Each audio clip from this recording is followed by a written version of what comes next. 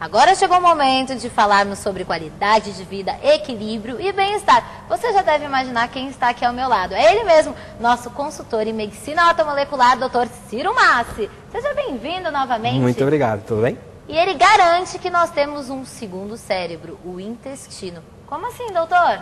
Pois é, todo mundo sabe que nós temos um cérebro que fica dentro dessa cachola, que é o cérebro principal que comanda todos os órgãos. O que pouca gente sabe é que o intestino, ele também é considerado um outro cérebro. Por quê? A grande característica do cérebro, de qualquer um dos dois cérebros, é fabricar certos componentes orgânicos, certa bioquímica, que é capaz de modificar o nosso comportamento. Então, para se ter uma ideia, por exemplo, a serotonina, né, que é um transmissor químico do cérebro muito conhecido, hoje a gente sabe que ele também é fabricado no intestino. Na verdade, da serotonina total do organismo, 80% é fabricado no intestino e não no cérebro. Então, o cérebro realmente, o nosso cérebro, ele realmente comanda os nossos órgãos, ele comanda o nosso humor, ele comanda a nossa memória, ele comanda uma série de fatos, mas o intestino também. Então, é muito importante que você cuide bem do seu intestino, no sentido de ser um segundo cérebro mesmo. A palavra enfesado, por exemplo, na verdade... Eu ia te perguntar isso. Na verdade, é uma metáfora, porque a palavra não é bem isso. Mas uma pessoa enfesada sempre deve se perguntar se ela não está cheia de fezes. Na verdade, a pessoa pode ter um intestino preso, por exemplo, e esse intestino preso, ele acaba prejudicando o humor da pessoa, porque os transmissores químicos acabam sendo alterados. Outra alteração também comum é o indivíduo que faz muito uso de medicação alopática por um longo período de tempo. Por exemplo, de antibiótico, de anti-inflamatório. Isso liquida, isso acaba com a flora intestinal. O que é flora intestinal? O nosso intestino, ele é povoado por bactérias boas e por bactérias não tão boas, chamadas putrefativas, nome é palavrão, né? Mas as bactérias boas, elas nos ajudam muito. Elas ajudam a fabricar hormônios bons, vitaminas, ajudam a controlar todo o mecanismo simbiótico, ou seja, sinérgico no sentido benéfico, que existe no intestino, inclusive na absorção dos nutrientes, na absorção dos alimentos. Pois bem, sob certas circunstâncias, o uso de medicamento alopático por muito tempo, como antibiótico, o uso de anti-inflamatório durante muito tempo, ou infestações intestinais por parasitas, que é muito comum no Brasil, as bactérias chamadas putrefativas, que ficam no intestino grosso, vão para o intestino delgado, e lá elas alteram tanto a flora intestinal como alteram a permeabilidade do intestino. Então, o nosso intestino, ele é um imenso filtro, como se fosse um filtro, vamos usar uma metáfora aí, de carro. Então, se eu tiver um carro com um filtro de óleo, um filtro de gasolina que está esgarçado, o que vai acontecer? Vai passar sujeira, vai passar um monte de porcaria para o motor não consegue andar bem. A mesma coisa acontece no nosso intestino. Então, ele esgarça, há uma mudança da flora intestinal e esse conjunto de, vamos chamar assim, entre aspas, de esgarçamento, mais a mudança da flora intestinal, nós chamamos de disbiose.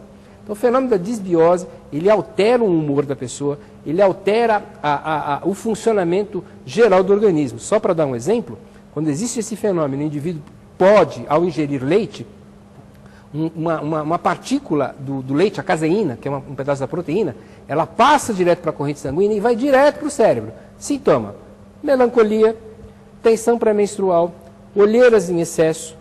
Olha também o nódulo das mãos, para ver, normalmente, se o nódulo da mão, se ele está mais escuro. Então, você olha aqui, você vê assim, escuro, claro, escuro. Escuro aqui também, né? São indicativos indiretos de que a pessoa pode estar com a permeabilidade alterada, que esse segundo cérebro está com problema. Tensão pré-menstrual, já falei, candidíase de repetição na mulher, enxaquecas frequentes, alterações de humor, são todas devidas a esse segundo cérebro. Então, é extraordinariamente importante que ele esteja num bom funcionamento, tanto no sentido de trânsito, de indivíduo evacuar diariamente, quanto ter uma consistência de fezes muito boas, para que isso seja um indicativo de que aquele intestino está funcionando bem. Então, a dica é o seguinte: olha, se o seu intestino estiver funcionando bem, você vai, como um todo, funcionar bem. Por quê? Porque a gente é o que a gente come? Sim, mas é o que a gente come e digere, e absorve, e distribui para o organismo. Então, e isso tudo começa no sistema digestivo, que é o nosso segundo cérebro. Ele tem que estar muito bem para você poder viver mais e melhor.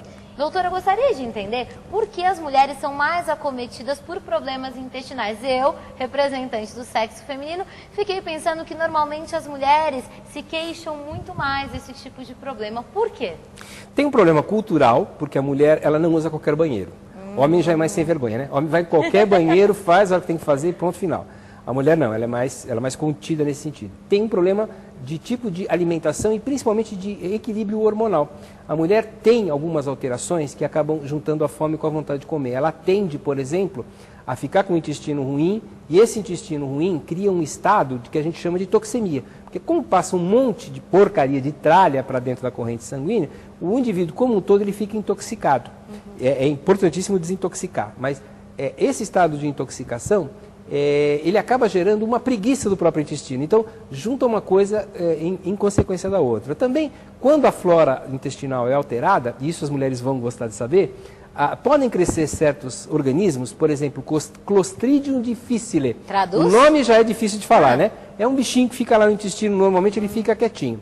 Sob certas circunstâncias, por exemplo, excesso de antibiótico, antibiótico tem comida, tá? Tem alimentos que vêm com muito antibiótico, ele começa a crescer. E ele tem uma estratégia que você não tem noção para conseguir o alimento que ele precisa para crescer lá dentro do intestino. Ele inibe a sua serotonina, tanto cerebral quanto do intestino. Isso gera uma compulsão por açúcar.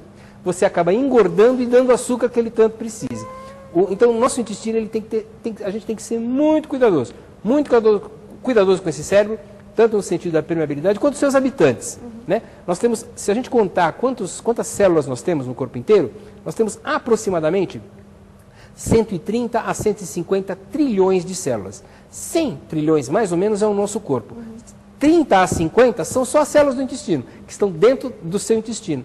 E só 2% tem a genética humana. 98% é uma genética não humana. São animais, são restos de alimento. Tudo isso passa para a sua corrente sanguínea se a permeabilidade estiver alterada. E você imagina o trabalho que não dá para o sistema de desintoxicação do organismo retirar toda essa sujidade. Então é muito, muito, muito importante ter o intestino bem funcionante. Isso é uma das coisas que na ortomolecular a gente dá muita atenção.